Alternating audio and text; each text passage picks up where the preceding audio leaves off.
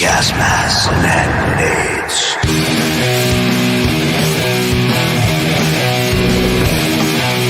Gas masks and hand grenades.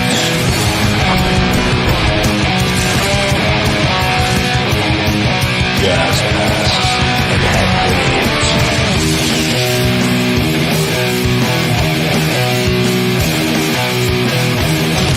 grenades. Gas masks and hand grenades.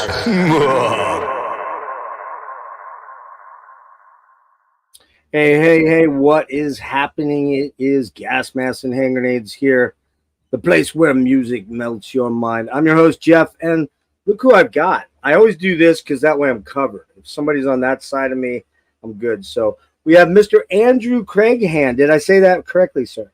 Close enough for jazz. Absolutely. Cool. Of My Dying Bride. And we're here. We just found out we have a little extra time, so that's going to be kind of nice because Andrew and I can kind of dig into some stuff here. But we are here primarily, Andrew, to talk about the first new My Dying Bride album, I believe, in 4 years, right? Roughly 4? Like that, yeah. 4 or 5. Yeah. We got a Mortal Binding coming out on April 19th of this month. And you guys are on Nuclear Blast. I think this is your second with Nuclear Blast, right? Yeah. Right. And this follows The Ghost of Orion, which I'm going to be blunt and tell you up front. I own pretty much everything that My Dying Bride has put out. And I think, I'm trying to remember when I came in. I want to say I came in around, I think, Turn Loose the Swans, somewhere in there, in that good time to come in, right? Yeah, early doors. But I own all that stuff, but I don't own the last two. I've been yelled at by a couple people, especially for Feel the Misery. But I kind of was moving, I think you're a music fan. I've watched a few interviews with you, and I gather you're a pretty big music fan too. And you know how it is. You kind of, you go in different directions sometimes for a while, and then you go, shit, I don't have those albums. I got to go buy them. So that's what's going to end up happening thanks to this new album. Now, I've had the new album, and I've sat with it here for about 2 or 3 weeks. And got to say, man, I'm going to be blunt right off the bat. When Her Dominion kicked in, I was like, whoa, what? Like, I didn't get it for a minute. I was like, man, I don't know if I like Aaron's voice in this. I just don't know if I like this. Second time I listened, I was like, oh, wait a minute. All right, there we go. Now all is right in the world. It's all coming around. And weirdly, the first thing I thought of with Her Dominion was, man, they sound viciously heavy right away. You got kind of breakdowns going in there on a little bit, kind of a breakdown. And you got a little bit of a cool little typo vibe going on in those keyboard intros, man. It's very Josh Silverish. And I'm like, man, this sounds pretty fucking wicked, man.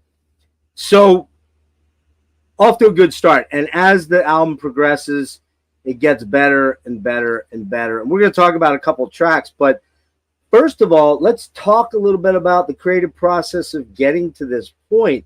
I believe you are the primary songwriter, correct, as far as riff writer, but you guys do a lot of rehearsal type work to kind of massage things into place and work on sections and whatnot. So tell me a little bit about putting this thing together and maybe how you feel it differs a lot from Ghost of Orion, maybe. Or does it, do you think? It does, yeah. No, but there's thankfully a pleasant reason for that, if you will. I'll start with the difference of why it's different from a rehearsal point of view. The Ghost of Orion was pretty difficult to record because we had lineup changes, which are bad enough in a good year. But obviously, it was also the problems were sort of exacerbated by Aaron's daughter. Right. I shouldn't really say that. It sounds like it's a complaint. But it was compounding an already bad situation because Aaron his daughter was going through cancer treatment. So we were already in a pretty tough position. And I'm not blaming these people for leaving or suggesting they shouldn't because of this, but that's life. But it didn't help the band, and obviously I was still part of the band. Sure. So the Ghost of Orion is very insular and dark for absolutely different reasons that this one is what it is. So we didn't rehearse like I like to rehearse because there was no, the band sort of collapsed in on itself. We brought Jeff Singer in on drums. I did all the guitars. rewrote most of the, well, in fact, I rewrote it all and then just recorded it singularly, blah, blah, blah, blah, blah. Right pain in the ass, but nevertheless got through it. But I didn't like any of it. I mean, I thoroughly hated writing an album like that. And it was no fun. And I'm an old school heavy metal. I think it should be fun regardless of what you're doing. It's supposed to be great fun. Yeah.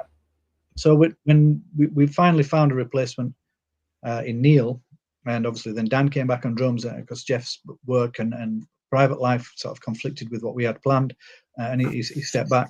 So we had a lineup, if you will, a musical side, I call it the musical side of the band, which could rehearse. So by October 2021, I had riffs for days. I write a lot. I'm into sort of writing riffs and harmonies and that kind of thing. Mm-hmm. And then we were doing some rehearsals because we were sort of, COVID was finishing, and common sense was creeping back in, and we were allowed to play out again. Right. Live shows, which obviously made rehearsals for live gigs. And then once we got to the point where I had enough arrangements that we could go to rehearsal and really let the rehearsals flow. So there were no stalled moments and stalled thinking. This was around June in 2022. But from then on, we went for it. Everybody, the musical side of the band was in rehearsing predominantly riffs that I'd written, and then some that Neil and Lena and Sean brought. We've all, we're all in on this. Mm-hmm. I write the most. I don't know why. I seem to come up with the most, the quickest. So I get the lion's share. Sure. It's just how it is now. So, and with the arrangements, I would pre-plan the arrangements before I went to work on a morning, and then on the evening, I would actually have the rehearsals pretty much at least a kickoff. So we wouldn't be, because what we found is if we stall, everybody stands around and it gets a bit difficult. But yeah, so I found if we had at least an idea what we were going to attempt and some riffs ready and the harmonies already, made life much easier for everybody. Forward momentum sort of kind of thing. Yeah. And then as soon as we stalled, because we still did, we just left that. We have boards on the wall, and we'd leave the song and move on to the next one. Okay. Mm-hmm.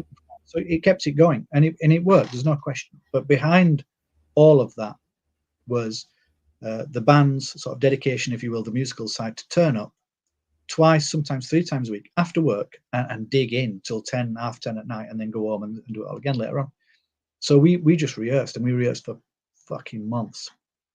And we should mention, Andrew, that you guys are all working dudes. You're not Kiss. You're not sitting around in your mansions waiting for the inspiration to go out and tour. This is you guys. The band is more it's a hobby more than a profession in a way, in a lot of ways, right? Oh yeah, it's not a professional. I mean, we try be professional in our approach and our aspect to it, in the realms of how we operate. But we've never actually been not professionally paid, if you will, where we could have a mortgage and a car and real life things. We have to go to work for those things. Right. But on the plus side to that, because it sounds really negative sometimes, it allows us to write music that has no financial consequence to the outcome. So important. Which it is because it means we can be free. Because the only other bands that can do that have already made it, and we're still waiting to be an overnight success. 35 years in. You know what I mean? So we're still bashing. Good luck, sir. Good luck. Well, you know what I mean. We're stupid enough to believe that might happen. It could. There we are. So we rehearsed, and the key was I learned obviously. In fact, I think I had PTSD after Ghost of Orion. That we didn't want to do it like that ever again, and we wanted a metal album. No, I mean, we're into dark and ambient and all that dank stuff. Yeah, you don't get me wrong, we're into it, But I thought on this one, we want big riffs, massive guitars, and we want more of an old school approach, which is tricky because obviously with 30 years of sort of legacy, you've got to be careful that you don't steal from yourself or get caught accidentally copying yourself. So that's a tricky game. The idea was big riffs, big guitars, big everything, and that kind of thing. Make it powerful. But yet, Andrew, if I could interrupt for 1 sec, you said about you got to be tricky. It's a tricky business trying not to steal from yourself. Yet at the same point in time, when you guys tried a very big departure point many years ago with 34 Point, man, you still have people who are like, man, I hate that fucking album. I like it, actually. I don't hate that album. It's a weird album.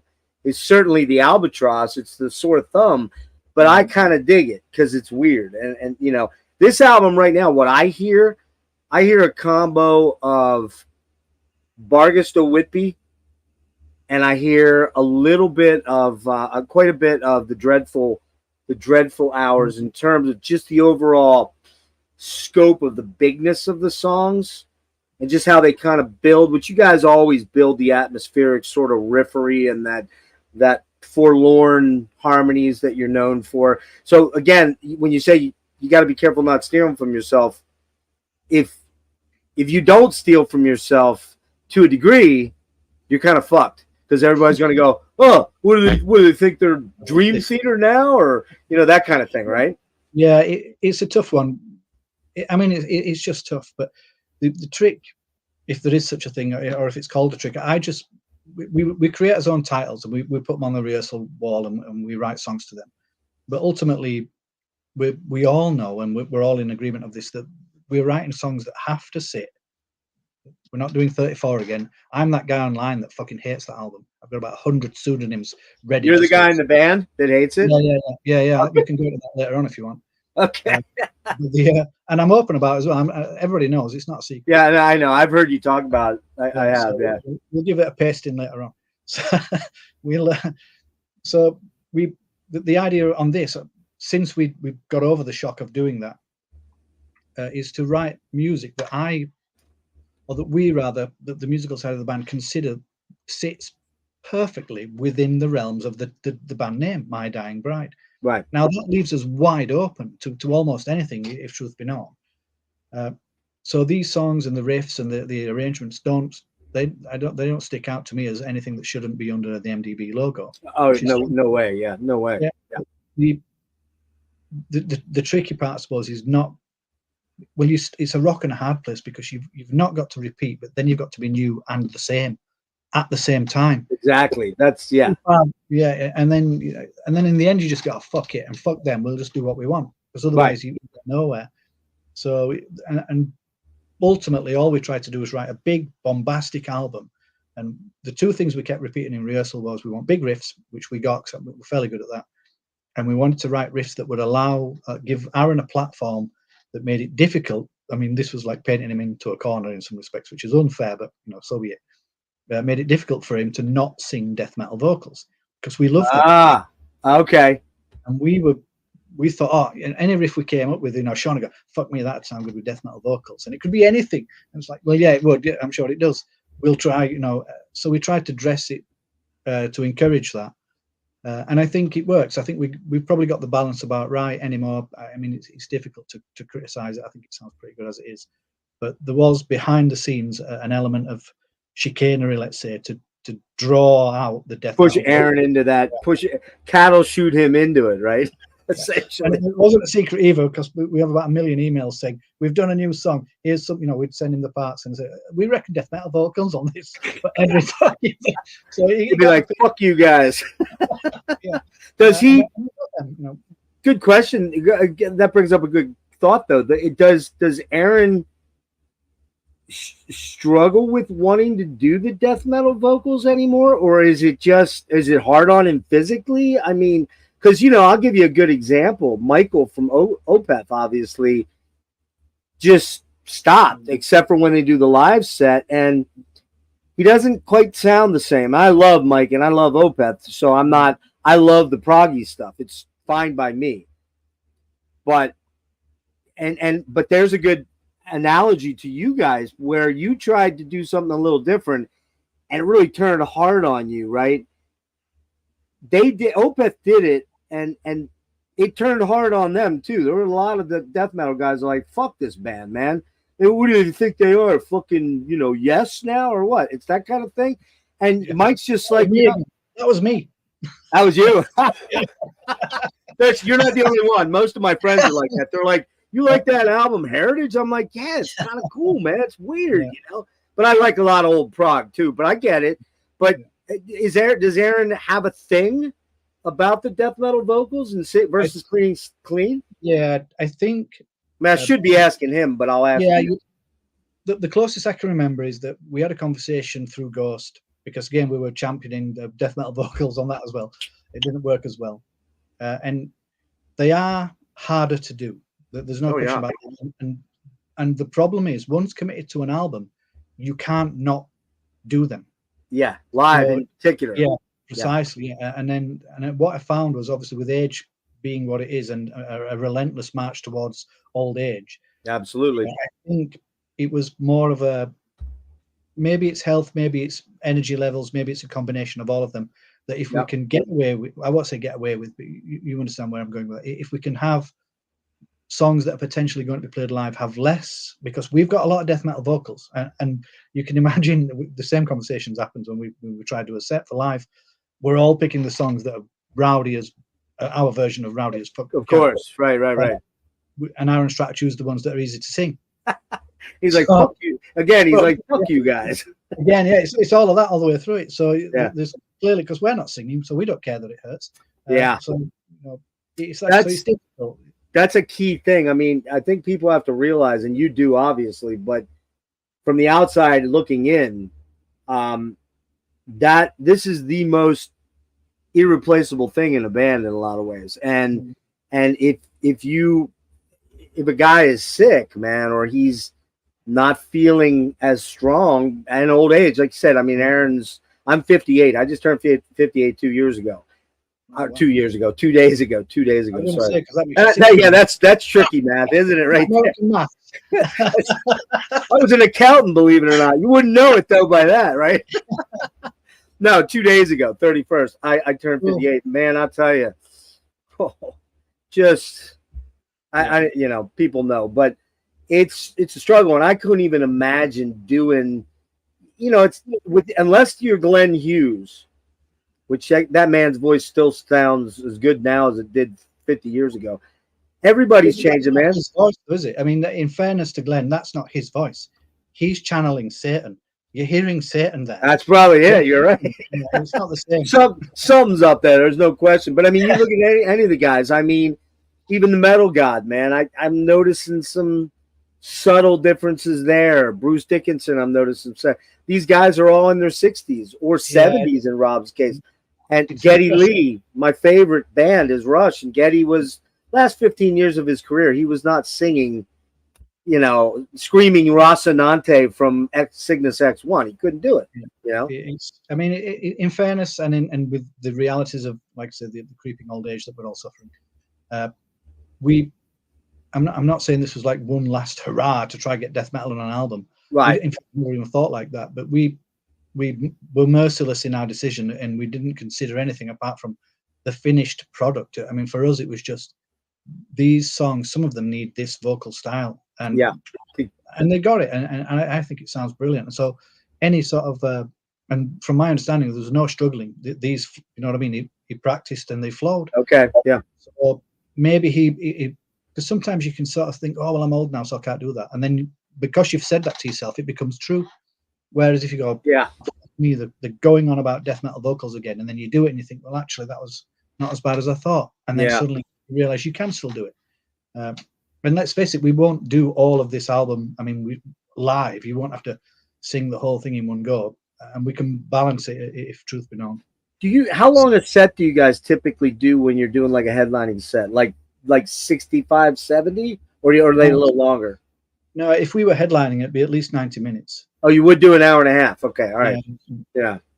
I guess let's talk about a couple of the other tracks here real quick. The one where I feel like, again, Her Dominion, when I first heard it, I got to be honest with you, I did not like it. I just was like, something doesn't sound right. Now, given the fact that I hadn't really listened to MDB in a couple years, it maybe was just sort of reinserting myself into it, but it's actually becoming one of my favorite tracks. And I like when that happens. I like when I immediately am like, man, I don't know, this is, and then 3 listens later, I'm going, oh, fuck, what was I thinking about? This is killer, that kind of thing. And the thing I really like it about is sort of I call them breakdowns, but they're not suffocation breakdowns. They're MDB breakdowns, I guess. They're this, dun, dun, dun, dun, dun. And he just comes in and he's got this, and you're like, he just sounds so fucking pissed, right?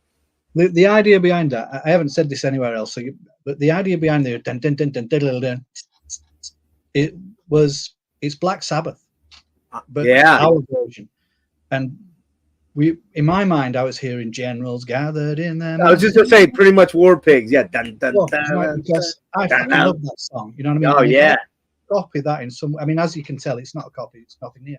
Right. But the gaps were deliberately, because I'm thinking, this was one moment where in my mind, I was thinking it has to be clean, but it has to be well presented clean.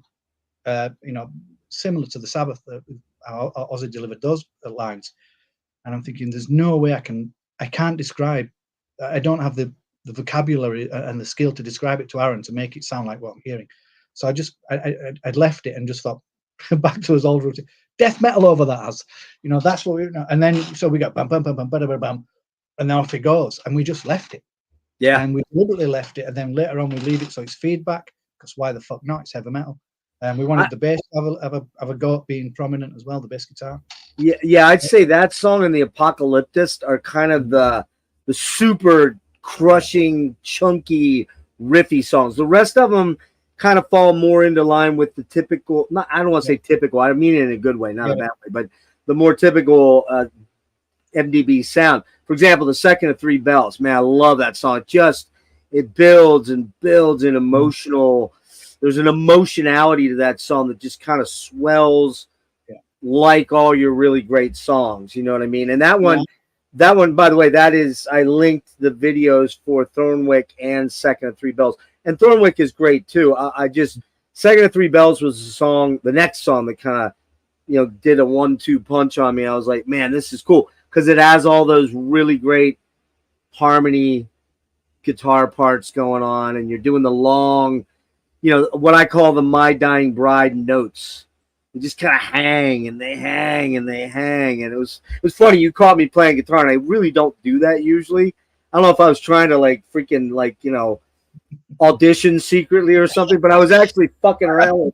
I was doing that hanging, that kind of, I don't know if it'll play here. That kind of hanging note there, you probably can't hear it very good, but that's kind of the thing that you guys do really well, right? And it's what I heard you say, you hear those things when you're writing the songs a lot, which is super cool that you hear that. So you get a lot of that on the Second of Three Bells. The Apocalyptist is really a kick-ass track. It's kind of in the vein of Her Dominion, and there's a lot of heavy stuff going on and a lot of pinch harmonics, which you don't typically do a lot of pinch harmonics over in your material. And there's a lot. I think you channeled Zakk Wylde a lot in that song to a degree. Maybe not the vibrato, but talk about that track. The Apocalyptist was one that we start with titles. I come up with the titles. So, and oddly enough, the Second of Three Bells and the Apocalyptist are titles that survived the rehearsal room, which I sold to the band, and I sold the Second of Three Bells to Aaron. I sold him the concept of what it all means, and he wrote the lyrics. So, and I just love the idea of not saying death knell, saying it this way, because I thought it was clever for whatever reasons. But going back to the Apocalyptist, it was kind of based in, if you follow sort of the news, if you will, in today's world, it's kind of back to front and upside down and somewhat, really quite grim. Yes, and everything looks apocalyptic. It's all coming to an end. It's all crashing. It's all this. It's all that. It's all division. It's all fighting. It's all awful.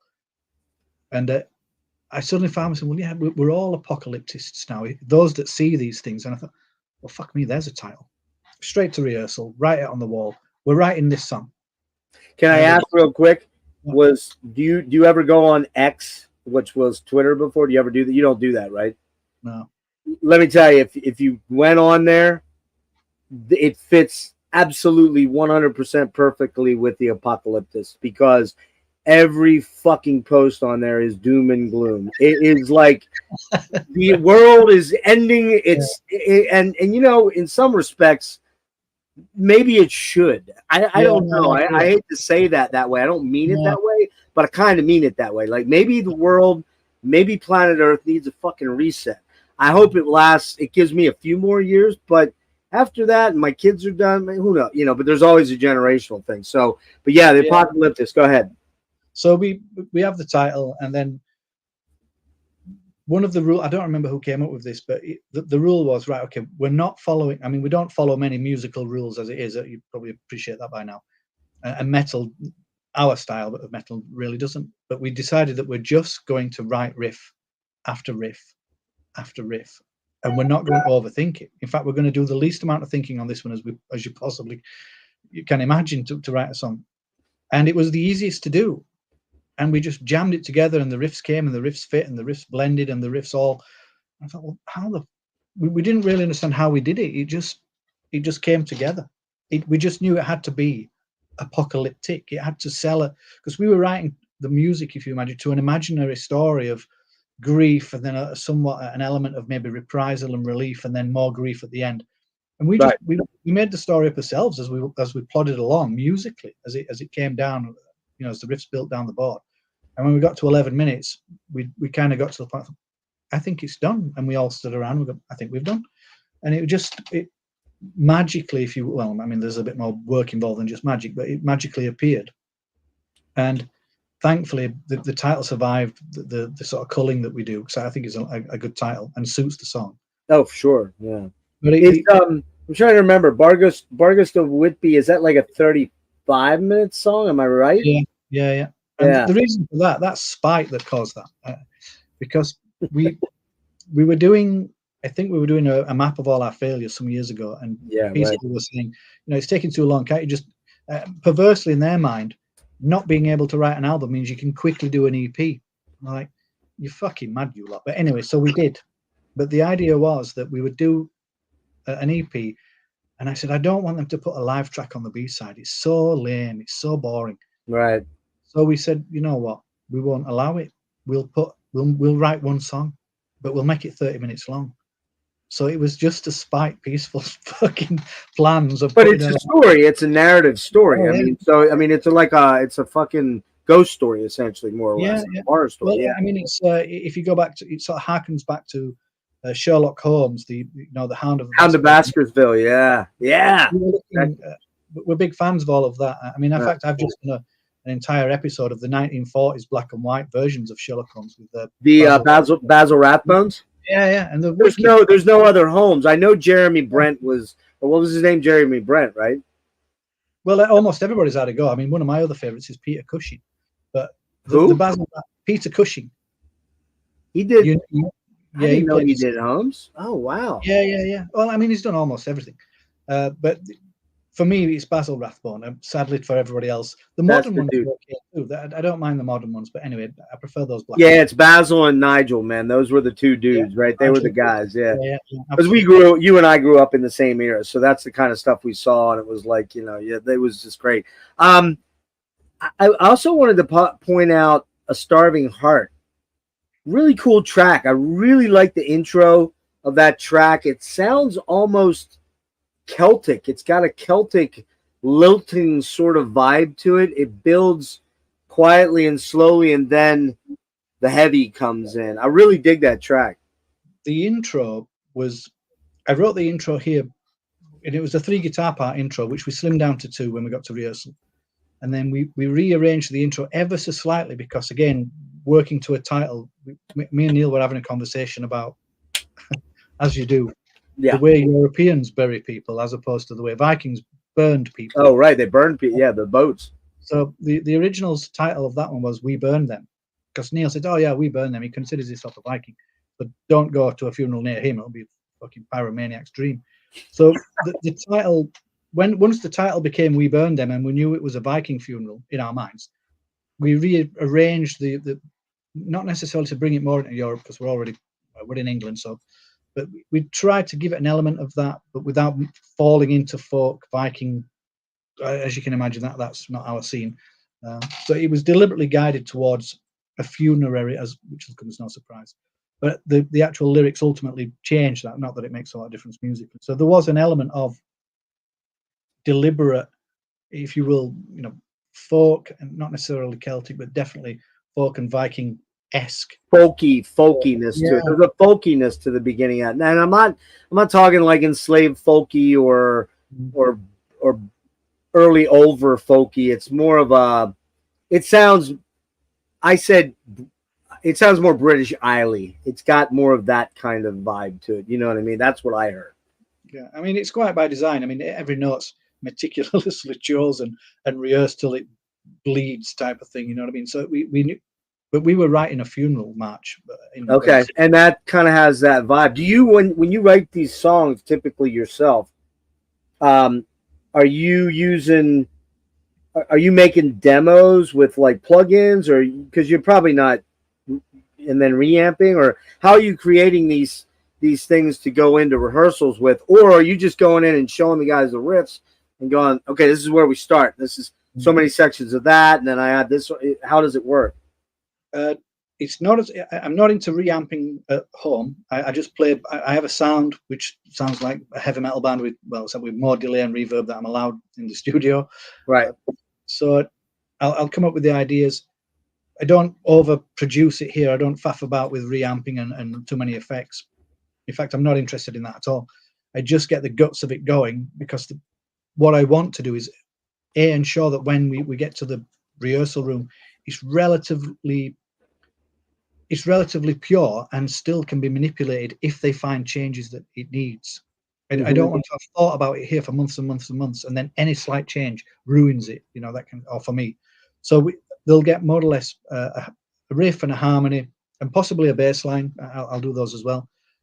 And then we all set about it, and then we just fine tune it, I suppose. But I don't overthink it here. I mean, they're well thought out, but I'm not reamping and doing pre-production. Is that your studio you're in right now? Because I see guitars behind you. More or less, yeah. I have a computer with Pro Tools on it. I guess what I was asking was, I just got one of these, and I'm trying to. You can see how dusty it is.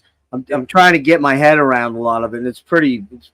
I feel like I need an aerospace engineering. This is the Quad Cortex. Yeah, I've got one. It's right behind me. The Neural. So do you use that then to do basic demos? Okay.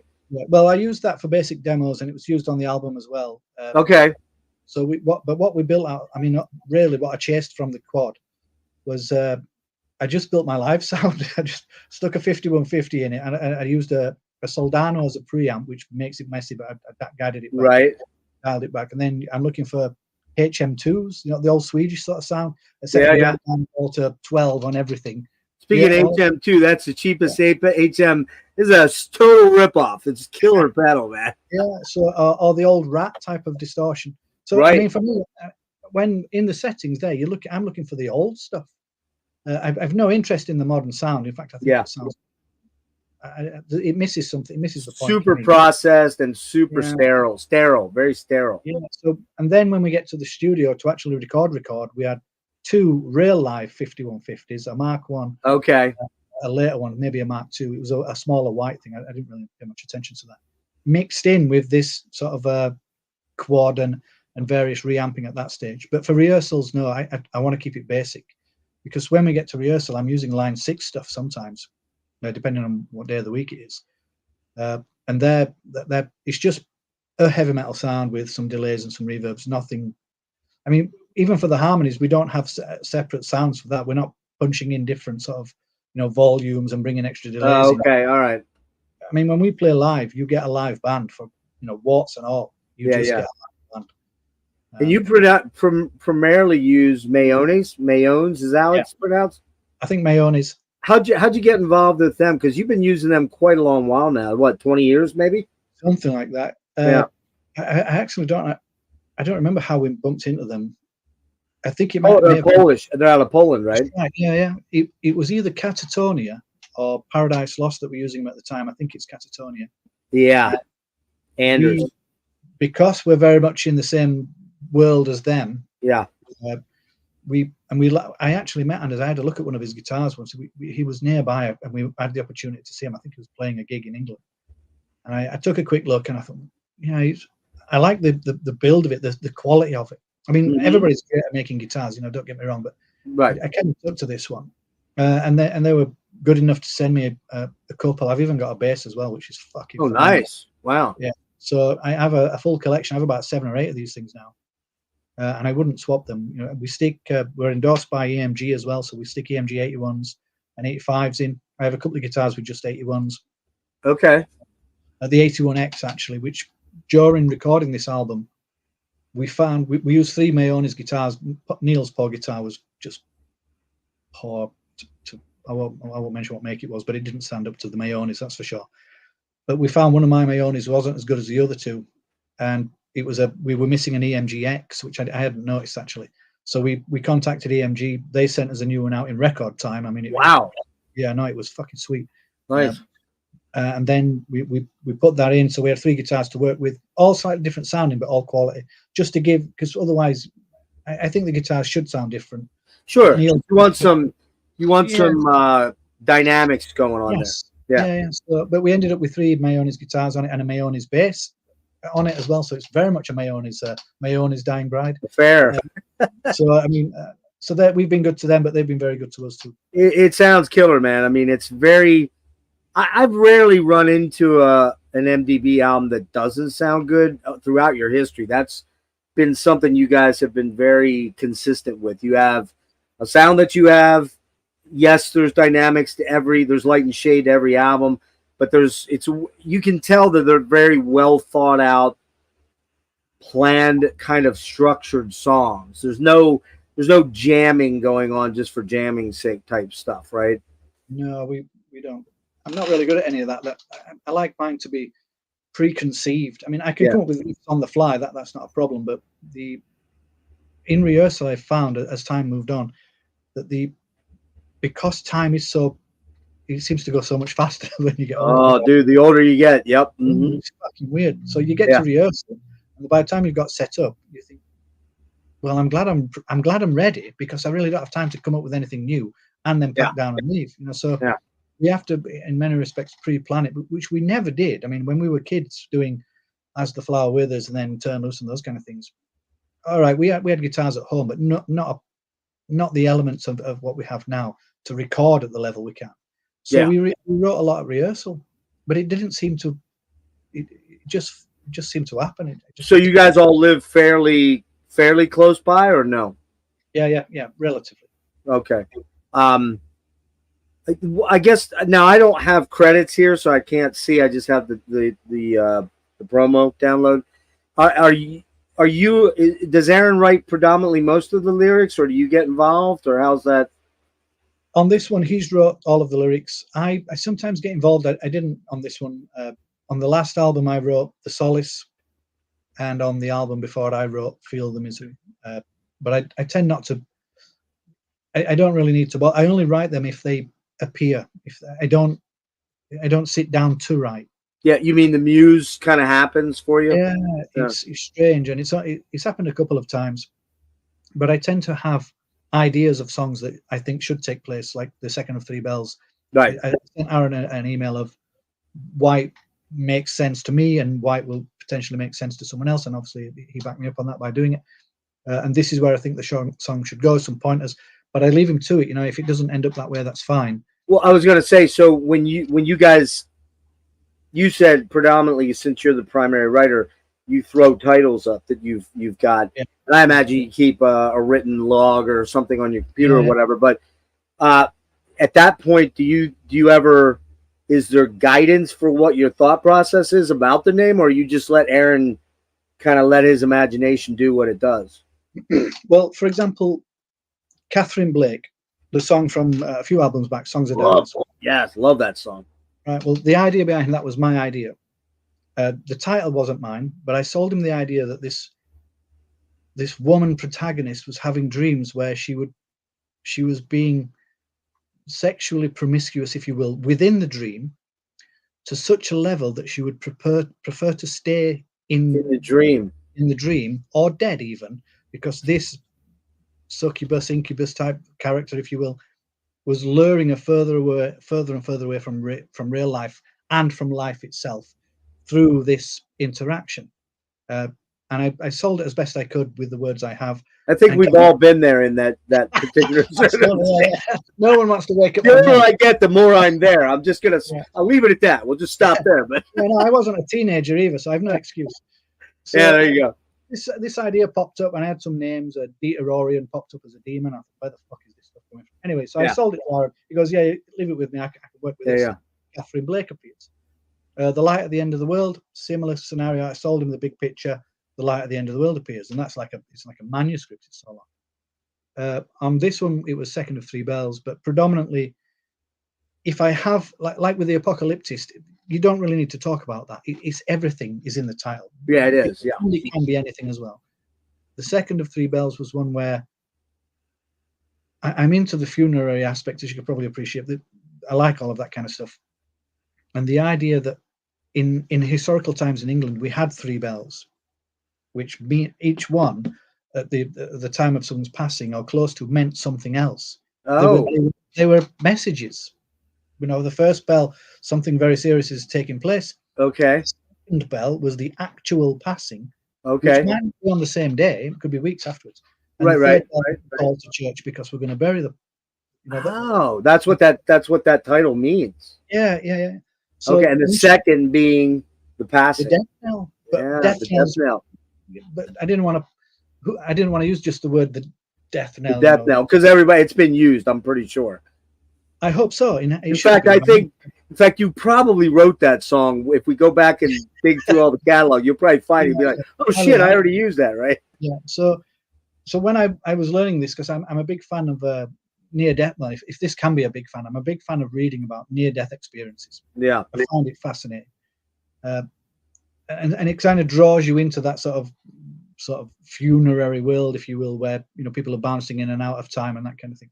And this just popped up. And I thought, well, it makes sense to me. And it seems to fit under the My Dying Bride umbrella. Typed it up, sent it to us, have a look at this, what do you reckon? He goes, leave it with me. Second of Three Bells it is. So, we're not sort of a Simon and Garfunkel in that respect, where the lyrics are intertwined at that level. No Mrs. Robinson. Is that what you're saying? No Mrs. Robinson. I mean, we're still working on that. So, but only when it appears to me, well, I don't force them. I won't at any point in time attempt to write any lyrics unless for some reason they appear and they bug me. Right. Get them out of my system.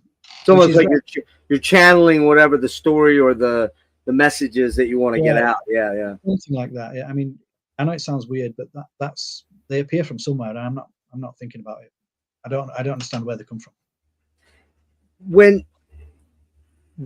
You've kind of answered this, but I want to ask it in a more direct. Well, two things. The first thing, since you brought up the near-death experiences, I'm going to ask you the question: are you frightened of death? Do you ever think? I mean, we're getting older, so I'm 58. So, is that something you're worried about? No, not at all. No, really. You can, if you read a few books. I mean, I reckon if you read 3 books on near death, and they're all written by doctors. These aren't just like nut jobs like me. By highly intelligent, highly trained, highly critical of the subject, and yet they're seeing and reporting what they're reporting. You read, I'd say 3 at best. There's no way you can, in my opinion, you can come away with any other sort of opinion that something's really going on, something beyond all of this. Conversations with God, is that the one? I don't know who wrote it, but my brother gave me that a long time ago, and said, you got to read it. Yeah, because the idea was, not the idea. In essence, the subject was absolutely taboo until the 70s, and then it was frowned upon heavily. Career killing stuff. Sure. But these patients were reporting these things to highly trained, highly educated people, and then what really started to change was the highly trained, highly educated people started having them as well. And now you can't have it both ways, because we know how academia can sometimes frown on those that aren't academic. But the academics were reporting it. So it suddenly became not mainstream, but more accepted that we have a phenomena, let's say, that we can't explain. And I'm not going to pretend I have any answers, because I don't. But I love the mystery.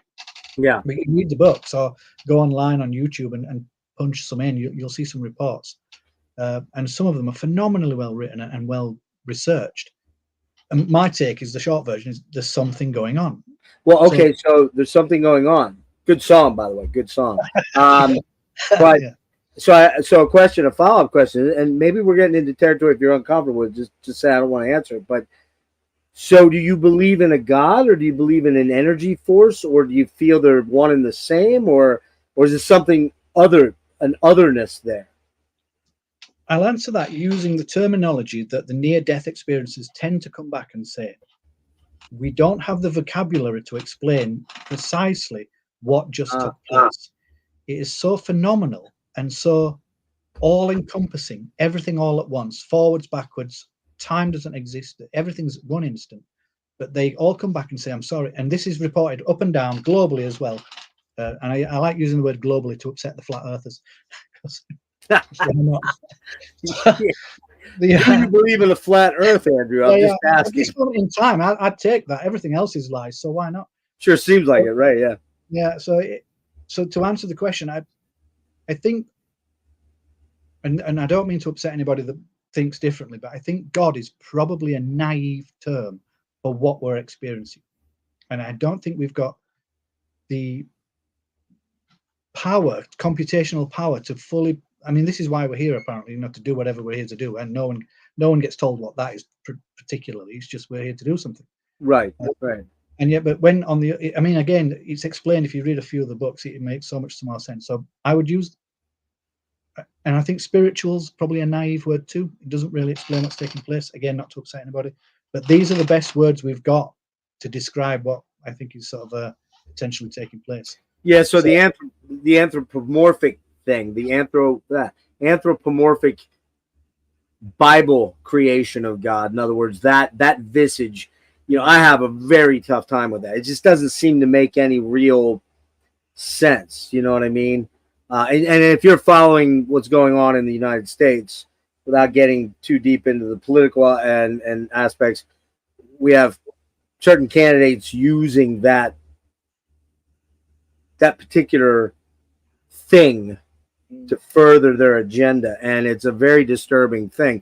Not the first time, and won't be the last, obviously, but it's I say I'm an atheist, but I just have that one little hair right here that goes, well, just in case, you know what I mean.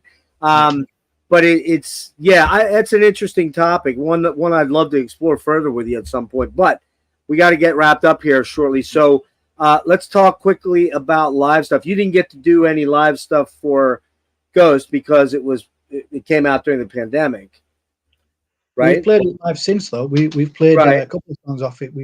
After the pandemic, we played Your Broken Shore, which has gone down or become very successful. The video, I think, is over 1 million views, which blows my mind. Wow. Over 5 years, but still, for My Dying Bride, that's pretty impressive. Yeah, very good. We played a song from the album called To Outlive the Gods, which went down pretty well as well. So we did get to do some of it live. Not some of the bigger tracks, but we've got massive tracks. We still play Your River and Turn Loose the Swans live, which are massive in itself now. Sure. To add the Apocalyptist into that, we're playing a set that's 3 songs long. Yeah. But it's still half an hour or something. Yeah, else. Exactly. Yeah. But you know what? I don't know. I think that'd be like a deep cut sort of thing to do something like that, where you could just do those crazy long and then throw Bargist in there, for the next half hour. So you do 5 tracks for the whole night or something like that. But I think a lot of people would enjoy that. I know I would enjoy that. You have some potential dates that are going to happen here. People will just have to stay tuned. Let's put it this way: people will just have to stay tuned to mydyingbride.net. I can't speak now. Clearly, math is not my strong suit, and speech is not my strong suit either. So, I'm just going to say I got the olds. It's all the old stuff. Yeah, no, I'm with you. Yeah, it's a great album. I think people need to hear it. It rekindled my interest in the band. I was like, oh, okay, got to go get the other 2 now. When this one comes out, I'll be ordering it. And I gotta complete the collection and do the thing, because that's what we do as metalheads, man. I've done that thing that you described where you kind of lose touch, but then when you sort of gravitate back round and realize you've lost touch, it's been useful because you probably wouldn't have liked them then anyway. Different perspective. Yeah. It's odd. But yeah, I'd just like to say thank you very much. This has been a great interview, and if you want to, talk to the label people, if you want to redo something else and maybe get even more tangential. I would love to do that. I guess I'll hit Austin up and give him my email. Well, he has my email. I'll tell him to forward it to you, and we'll set something up where we can sit and chop it up and get into some cool stuff. I'd love to get into the history. I'd love to talk about the history and let you, because you've been there from the beginning, man, and you know it all. It'd give me a reason to go back and listen to all that stuff too. So, yeah, I mean, it's some great history, and thankfully not a lot of bad history. It's mostly good stuff. So that would be cool. I'll do that. Everybody, go grab the album when it comes out, April 19th, Nuclear Blast. It is called, I just missed it. Help me out, Andrew. Help me out. Immortal Binding. The Mortal Binding. I was going to say the Binding Coil. I'm old. What can I say? I'm old. I steal your ideas. I've already stolen that riff you played earlier, and that's a new title. Oh, you like that? I'll send you some riff. Sir, thank you so much for your time today, and I will touch base with Austin to touch base with you, and we'll do a part 2 where we can just chill and drink a beer and get into it. All right, sir? Oh, no, it sounds good. I'll look Thanks, man. I'll see you later. Take care. All right, bye-bye. All right, guys. There you go. I'm going to go ahead, Andrew. Okay, you dip out. I'm going to add a couple quick things here. Probably going to have what a great interview. What a great guy, man. That was awesome. Really want to get him back in here and have some more. Get into some deep stuff like that. That's good stuff. We'll stay away from the politics mostly. Religion, I think we can go there. It's a cool place to go. Friday at 6 p.m. Eastern time. Robert Lowe from Solitude Aeternus will be here. We will have a good 2 hours with Robert. I think that's going to be a really good one. There's a good chance we may have a guest on Thursday, but I'm not sure yet what time. Probably early afternoon. I'm probably going to be. Thanks, Zach. Appreciate that, buddy. Probably going to be talking to one of the guys, Ali, I think it is, or Jarko from Corpaclani, I think it is. They're actually coming around locally, and they put me on the guest list for Monday, and I'll probably go out and check that out. I don't really know them, so it'll be a little new for me. But again, Friday we've got Robert Lowe. Tuesday next week, Phil Tugas from Worm, Cathealist, Void Ceremony, Atramentus. Phil Tugas is joining me at 9:30 p.m. next Tuesday. And then, I'm not sure the day yet, Wednesday, Thursday, or Friday, I'm hoping we get locked in. Chris Reifert from Autopsy is going to be jumping in here, and we're going to be chopping it up. And I think we got Chris for a nice little chunk of time, too. So, lots of other ones that are in the burner. We're working on them. I'm trying not to destroy myself like I did in February. I beat the living piss out of myself. So we'll go there when we get there. And also, I'm going to be doing a Metal Gems, Forgotten Metal Gems with Dennis, and I think we're going to have a guy in the chat join us at least for a little while, if not for the whole thing. That would be Brian Arkham, who has a new channel we'll probably talk about. I don't remember the damn name of it. Brian, you want to stick that in the chat? Midwestern Metal, Midwestern Darkness, Midwest, I don't know, something like that. Sorry, man. What else? Oh, we will be doing an update. I kind of did it a little bit on a part of it on my birthday stream. I got lots of shit to talk about, lots of Bolt Thrower, lots of Samael. Man, we got all kind of good shit coming in here. Edge of Sanity. What else? Dio. Fuck, I got a metric fuck ton of bullshit. There's Midwest Metal Archives for Brian Arkham's new channel. Get over there. It's already almost twice the size of his first channel. It's pretty cool. He's putting some rare sort of metal up on there that you're probably not going to hear much about, but you might hear a little bit about some of it on the Forgotten Metal Gems. Don't have a date yet. Probably towards the end. And I'm also going to try hard to do a Catacombs of Depravity number 5. We kind of let that slip out of the quarterly thing. Should have been done in Really should have been done in like January, but we'll get one in this month, I think. And then lots to talk about, man. I'm going to Decibel Fest following Saturday to meet up with Nick from Thralls and Rick from Dreadful Minutes. And yeah, so we'll be doing sort of I think we'll probably be doing a recap of sorts or something with that. We may be doing I may even do some live streaming from Decibel Fest on the 13th. And then it's Maryland Death Fest. And we're going to be doing a pre-fest show on Jimmy's channel, Future Ruins. More on that soon. I think it's May 11th. I'll let you know. But lots and lots and lots and lots and lots of shit coming. Thank you again to Andrew Craighan. That was a fucking awesome interview. He will be coming back. We're definitely going to do that again. Everybody, remember, where the music melts your mind. Gas mask and hand grenades. Thank you, Tim. I am going to hook you up, buddy. Just got a lot of irons in the fire right now. Most of them medical. So bear with me, bro. That's it, man. Good night. Good afternoon. Good night. Good afternoon.